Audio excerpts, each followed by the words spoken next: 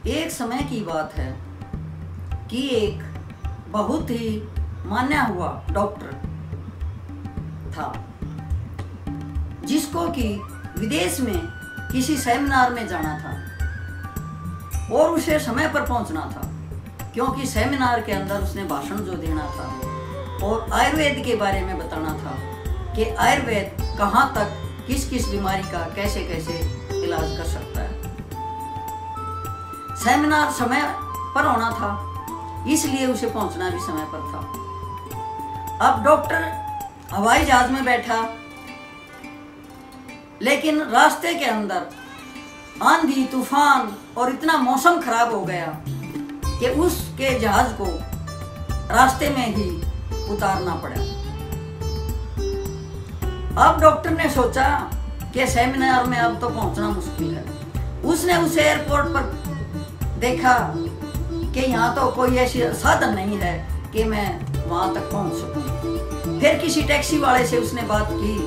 उस टैक्सी वाले ने कहा कि डॉक्टर साहब, मैं आपको पहुंचता तो सकता हूं, लेकिन थोड़ा मुझे रास्ते का कम पता है। बोला कोई बात नहीं, चलो टैक्सी में बैठ जाते हैं। और टैक्सी वाला चल पड़ता है जहां डॉक्टर को सेमिनार में पहुंचना था, उस स्थान के लिए।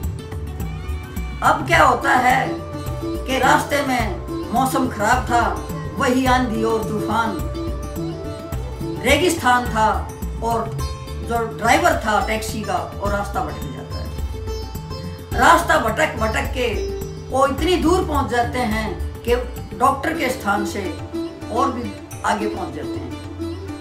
अब जो ही रात को कुछ दिखाई नहीं दे रहा था, क्योंकि जंगल का रास्ता था और वहाँ कुछ मौसम खराब और कुछ रात का समय, दिखाई कुछ नहीं दे रहा था। एक जगह पे उनको रुकना पड़ा। रुक के उन्होंने देखा चारों तरफ कि यहाँ तक कोई आसरा भी नहीं है जहाँ के हम पनाह ले सके। उन्होंने देखा काफी दूर एक झोपड़ी में दीवा टिमटिमा रहा था।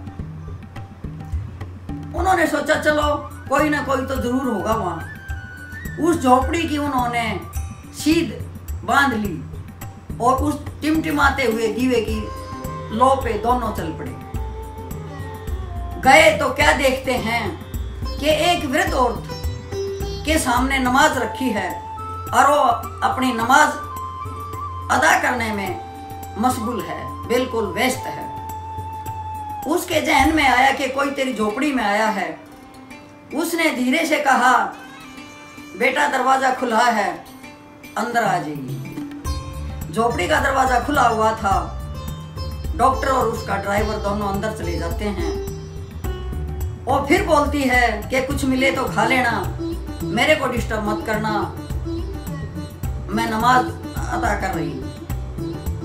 अब वो फिर अपनी भक्ति में जुट जाती है, फिर अपनी नमाज अदा करने लग जाती है। अब डॉक्टर ने थोड़ा बहुत जलपान किया, ड्राइवर ने भी किया और आराम करने लगे।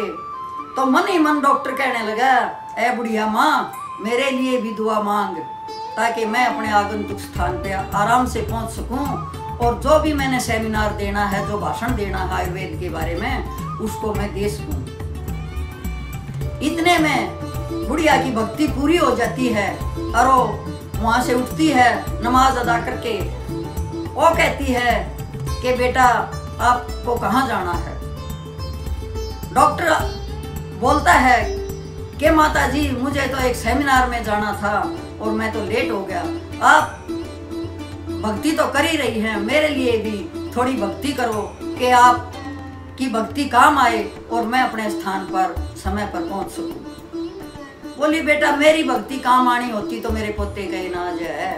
बोले क्या बात है माँ। बोली मेरे बेटा और बहू दोनों दुनिया से जा चुके हैं एक्सीडेंट में, और ये मेरा पोता बच्चा है, ये मेरी आखिरी आस है। इसको ऐसी बीमारी है कि एक डॉक्टर बताया, आयुर्वेद का बहुत माना हुआ, वो डॉक्टरी से ठीक कर सकता है, नहीं तो दुनिया में ऐसा कोई नहीं है जो इसे ठीक कर सके।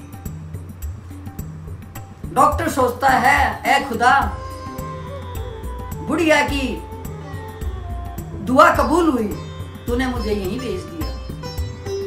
बुढ़िया उसी डॉक्टर के लिए दुआ कर रही थी कि मैं उस डॉक्टर के पास जा नहीं सकती, पैसा नहीं मेरे पास, जाने के लिए संसाधन नहीं, लेकिन खुदा ने उस खुदा के बंदे को उस बुढ़िया के पास ही भेज दिया।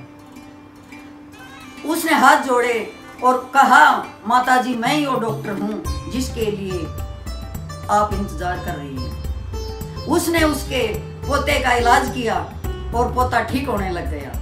उसने उसको दवाई दी। बुढ़िया की दुआ से डॉक्टर भी अपने आगंतुक स्थान पर जहां उसने सेमिनार देना था वहां समय पर पहुंच गया।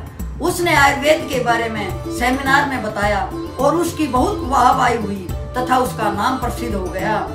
ऐ दुनिया वालों, ये देखो, सच्चे दिल से दुआ करने वालों की ऐसे कबूल होती है कि जिसकी उसे फरियाद होती है वो उसके पास खुद ही पहुंच जाता है।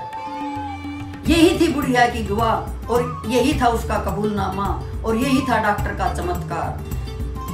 यदि दुआ करो तो सच्चे दिल से करो, नहीं तो तेरी दुआ का कोई फायदा नहीं। इसी पर एक बात है कि एक औरत का हस्बैंड विदेश से आना था और वो भागी हुई जा रही थी कि मैंने उससे मिलना है, वो विदेश से स्टेशन पर आके रुकेगा तो सबसे पहले मैं ही उससे मिलूंगी। रास्ते में एक मोहम्मदन, एक मुसलमान अपनी नमाज अदा कर रहा था और उसने अपनी चद्दर को बिछा रखा था।